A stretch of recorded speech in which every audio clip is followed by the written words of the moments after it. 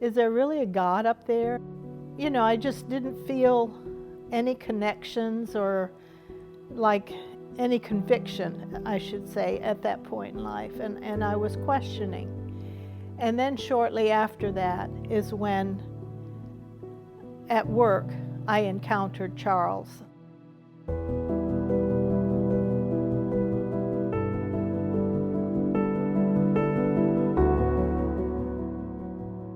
It was during that time, that was the mid to early 80s, that I was working at Florida Hospital in the metabolic support team.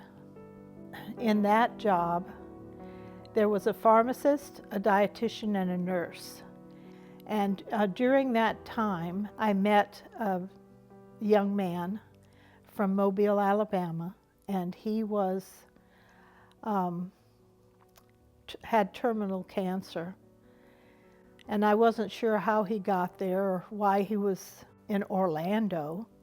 And at that time I thought, what can I do to extend the healing ministry of Christ to this young couple? And by that evening, I thought I could help them get back to Mobile before he died.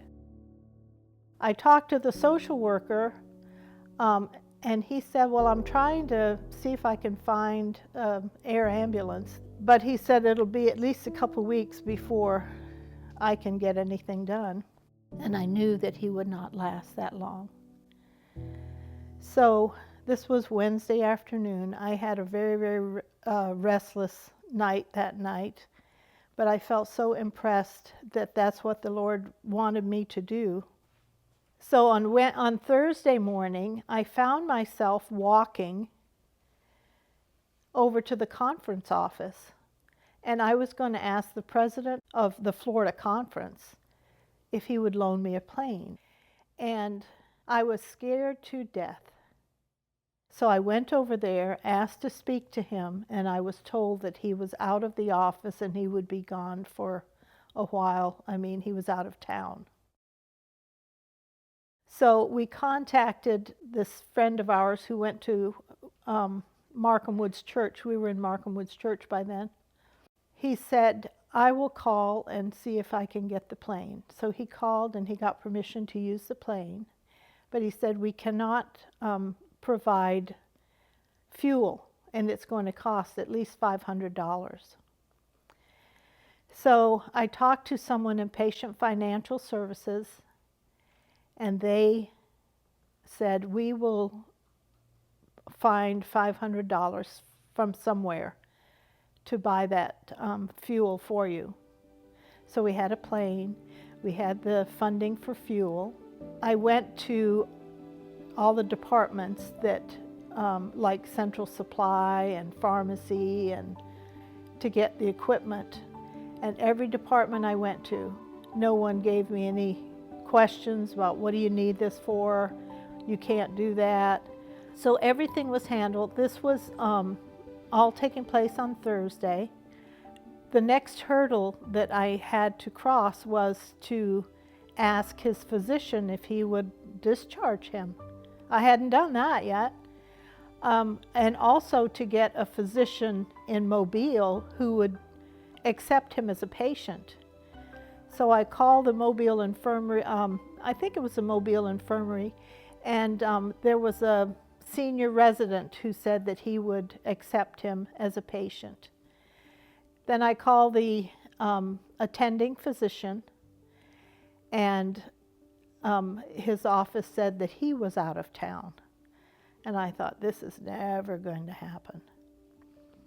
They gave me the number of the physician who was covering for him, and I called him.